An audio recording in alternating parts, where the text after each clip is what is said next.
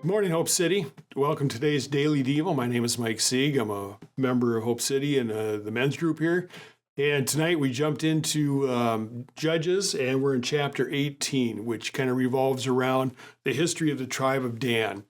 And to give you a little history of the tribe of Dan, they were one of the 12 tribes of Israel at the time, and each tribe was given a tract of land to live on.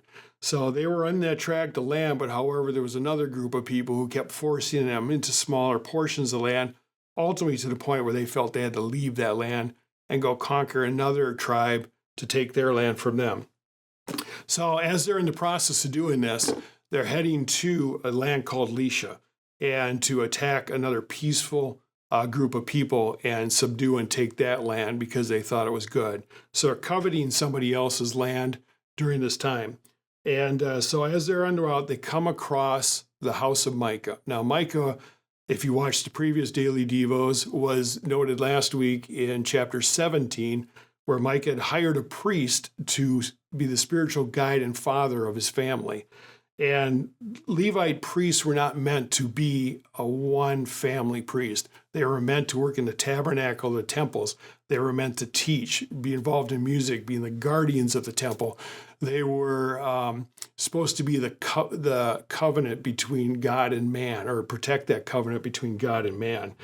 And so this Levite priest, who later was identified in Jonathan in chapter 18, was not doing what he was called to do by God.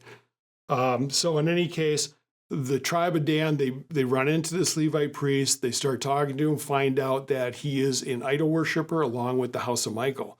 And there's all sorts of images, carven images, and ephod, and other idols that this family is worshiping.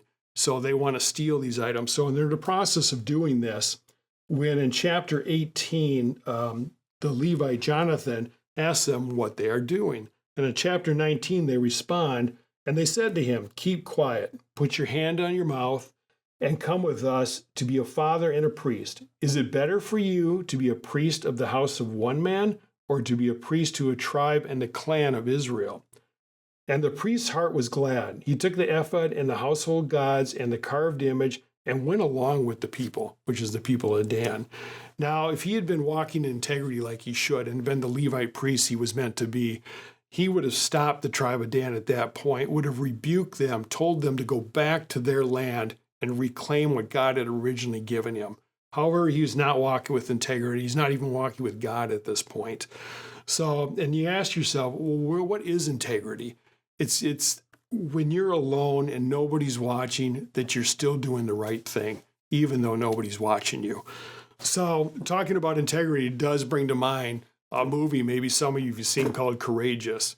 And in this movie, this gentleman gets a job at a factory. And he's working hard, and he's doing a good job, and he's being noticed for the type of work he's doing. But yet his family could still use some more money as they're really living check to check.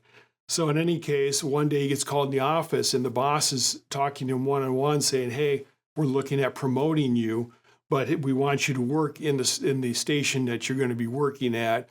And this is what we want you to do. When a shipment of 10 boxes come in, we want you to take 9 and record that those 9 came in, but take the 10th one, move it to the side. I've got a special purpose for that, and I don't want that on our records." And he looks at him and says, "I just want to know that you're going to be a man who's going to be on my team." So he leaves the interview, goes home, prays about it, talks to his wife about it, and really struggles with what's the right thing to do in this situation.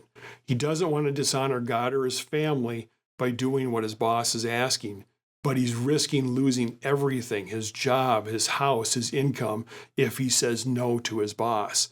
So the next day he comes in, sits down with his boss, and his boss looks at him and says, "Well, are you on my team?"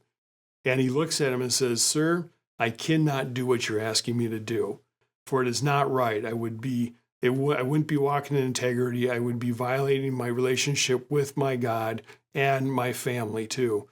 But I cannot do what you ask because it is wrong. It is stealing, it is theft." His boss looks at him and smiles, reaches out his hand and says, "Thank you. You are the only one of the people we were looking at promoting that said that and actually passed the test." Now, this gives you an idea of what integrity looks like.